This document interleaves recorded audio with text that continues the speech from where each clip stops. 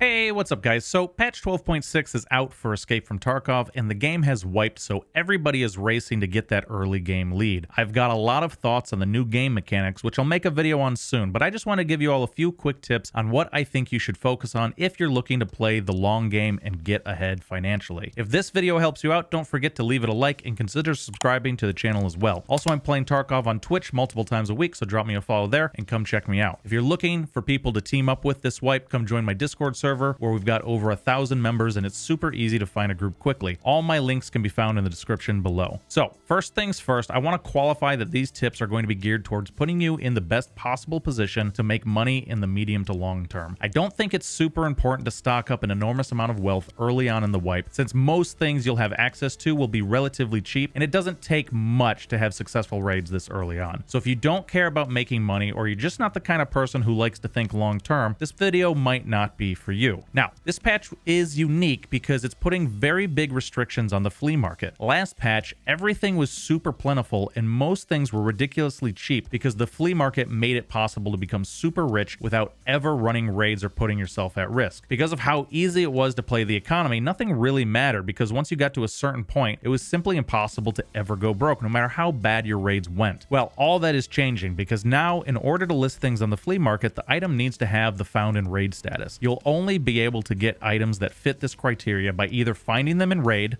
obviously, or by crafting them in the hideout. Furthermore, once an item is bought on the flea market or brought into a new raid, it loses its found in raid status. If you find an item in raid but extract without getting the full survive status, but instead get the run through status, the item will lose its found in raid status. And if you die in a raid, any items that you may have stuffed into your secure container will also lose their found in raid status. Goodbye, hatchling farmers. Good riddance. Items you loot off of PMCs in raid will not have found in raid status either. Only items you take off of scavs or loot from the world. What this all means is that the flea market is going to have a much smaller amount of items available for sale than in previous wipes. Most likely this means that what items are available for sale are going to be worth a lot more than you'd expect. It's simple economics. As the supply goes down, the prices are going to go way up. So, tip number 1, save as much of your found in raid gear as possible and don't use it in new raids unless you have to, since they'll lose their found in raid status and you'll never be able to sell them on the flea market if you do. This is especially true of keys, items required to build the hideout with, and items you need to complete quests with, although obviously only the ones that don't require the found in raid status. Put all of this up on the flea market once you get access to it and you'll likely start profiting a ton off of it. The faster you can get to the flea market, the better, as you'll likely be able to sell your goods for a lot more right now than you'll be able to a week from now, or especially a month from now. You'll need to be level 10 to get access to the flea market, so get there as quickly as possible if you want to start making some early cash. Tip number 2, upgrade your hideout as fast as possible. Ultimately, this is how you're going to be able to make the fattest stacks possible. Because items crafted in the hideout count as found in raid, you'll be able to sell literally everything you make here on the flea market. The more you upgrade, the more access you're going to have to better stuff and the more money you're going to make. Once I hit level 3 workbench and level 2 Bitcoin farm last patch, I pretty much was immune to going broke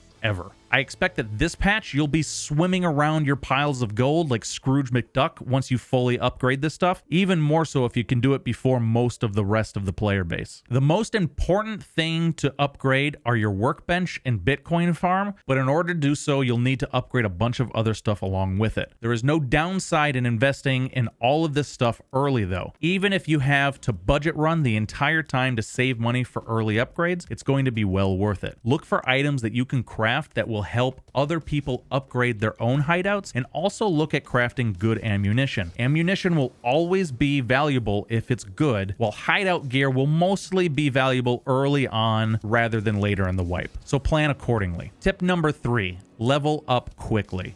This is mostly because leveling up means getting quick access to the flea market, where you'll be able to start selling stuff before too many other people start selling stuff, and so you'll be able to charge a lot more. You'll also need to level up so that you can level up your traders, which will be required for various hideout upgrades. The easiest way to level up is to complete your quests, but also scoring kills in raid. If you're a very good player, you can level up extremely quickly, not by doing quests, but by going into labs and just annihilating raiders and other players. raiders. If labs isn't your thing, you can go after raiders on reserve, although you're unlikely to get nearly as much as on labs, so keep that in mind. Also, you get more XP for headshots, so plan accordingly for that. In order to unlock your level 3 workbench, you'll need to get at least level 3 mechanic, which means you'll need to hit level 30 on your PMC. This is going to take a while, so work towards it, but understand that you're playing the long game here. Tip number 4, extract early and play to survive. This might sound obvious, but you've really only got 3 goals if you're looking to make a lot of money. Level up as fast as possible,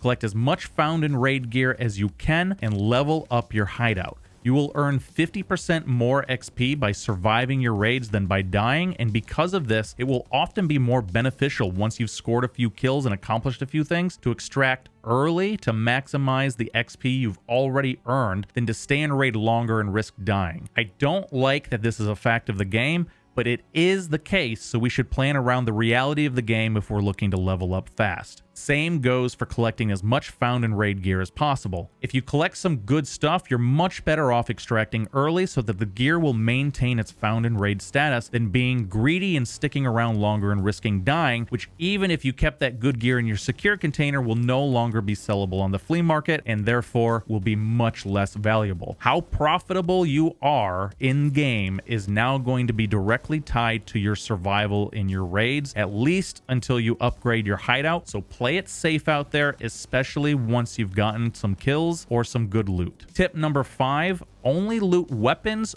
or gear you plan to use off of PMCs. Because gear you loot off of PMCs isn't considered found in raid. You should only loot what you plan to use, because otherwise you're selling this gear to the traders, almost always for extremely low prices compared to what you could get for other stuff on the flea market. Your inventory space is much more valuable for putting items that will actually count as found in raid in them. Now, weapons are an exception to the found in raid rule, as you will be able to sell weapons on the flea market even if they're not found in raid. So feel free to loot these, but keep an eye on the flea market, as I suspect you will always earn more money off of non-weapons being sold on the flea market, so weapons probably just won't be that valuable by comparison. The reason being is that because weapons are the exception to the found in raid rule, I suspect they'll be the only type of item in the game on the flea market in abundant supply, which means the demand for them is going to be relatively low compared to other items on the flea market. Also, guns take up a ridiculous amount of space in your backpack, so while it might make sense to always pick up a weapon if you can fit one on your other weapon slots, it's unlikely to make much sense to put it in your backpack if you can stash a bunch of random sundries in there instead. So there you go, guys. I hope this guide helped you out. If it did, please leave the video a like. It really helps me out a lot. Subscribe to the channel and come drop me a follow on Twitch, where I stream multiple times a week. I hope to see you in my Discord server as well. You can get all my links in the description below. See you all next time.